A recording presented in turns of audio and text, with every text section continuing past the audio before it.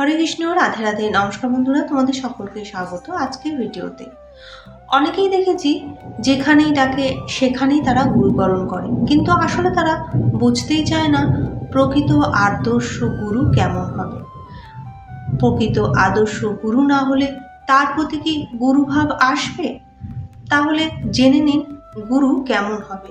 এক, যিনি আমাদের দৃষ্টিতে প্রকৃত বোধসম্পন্ন, তত্ত্বগত রূপে প্রতিভাত, তাকে ছাড়া আর কারোর কথা মনেও আসে না, তেমন অলৌকিকত্ব ও বৈশিষ্ট্যও দেখা যায় না। দুই, যিনি কর্মযোগ, জ্ঞানযোগ, ভক্তিযোগ ইত্যাদি সাধন তত্ত্ব তো ঠিক মতন জানে। তিন, যার সঙ্গ ও বচনে আমাদের হৃদয়ে থাকা আশঙ্কা বিনা জিজ্ঞাসায় শত দূর হয়ে যায়। চার, যার কাছে থাকলে প্রসন্নতা ও শান্তি অনুভূতি হয়। পাঁচ, যিনি আমাদের সঙ্গে শুধুমাত্র আমাদের হিতের জন্যই সম্বন্ধ রাখেন। ছয়, যিনি আমাদের থেকে কোনো বস্তু আশা করেন না।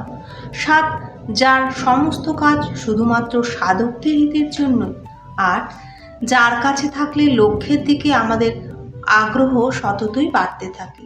নয়, যার সঙ্গ, দর্শন, ভাষণ, স্মরণ ইত্যাদি দ্বারা আমাদের দুর্গুণ দুরাচার দূর হয়, সততই সদ্গুণ সদাচার রূপ দৈবী সম্পদ বর্ধিত হয়।